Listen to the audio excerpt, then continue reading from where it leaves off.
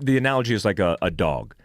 If a dog in the military serves for 20 years, and then you take that dog who's used to biting people's asses, sniffing out bombs, getting blown up in combat, training as a protocol, and then you transition them to the living room and it's your house pet, that shit's not going to work. There's going to be a transitional period. Give me a buffer. Give me some time to kind of unscrew my systems, get back to a normal protocol that's civilian life, and then question me. But they're questioning these guys right after they get out, and of course they're going to be fucked up. Of course they're going to be all screwed up. And legitimately, some guys have PTSD. They've been blown up in the one moment, but most of the guys that I know, Jack Carr, Tim Kennedy, all these guys that I serve with at pretty high levels, we don't have PTSD. We profoundly enjoyed our experience.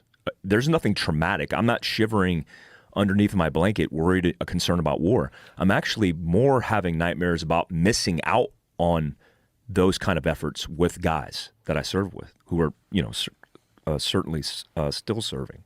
That's such an interesting perspective for people who haven't served, the idea that you feel like you're missing out on it.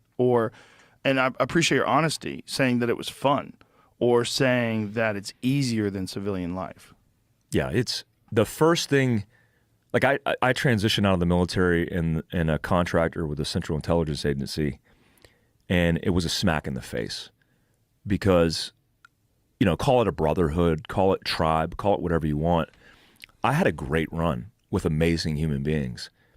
What I noticed when I went from the military to waking up in an air mattress in an apartment in San Antonio is civilian life sucks.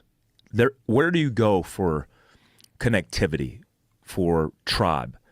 If you don't belong to a dojo, if you don't belong to a gym, if you don't go to a church, then you don't have that feeling of purpose and that feeling of community. So I went from a place where my family were the teammates that I served with and transitioned into civilian life where everybody's worried about their own game. They're very selfish. I mean, for the first time, likely in the history of our country, you don't know your neighbors. You don't know who's in the apartment next door to you. You're escaping trying to even interact with those people, and it's fucking depressing. So I thought the military experience for me was easy. And a lot of guys who come back and have to deal with bills, relationships, all the shit that civilians deal with, that's hard. And that's the difficulty. It's not necessarily a traumatic experience in one moment in time that took place that is the PTSD. It's like getting kicked in the dick every day being a civilian when you didn't have to before because you have everything, at your fingertips. That would give you PTSD if you didn't have it.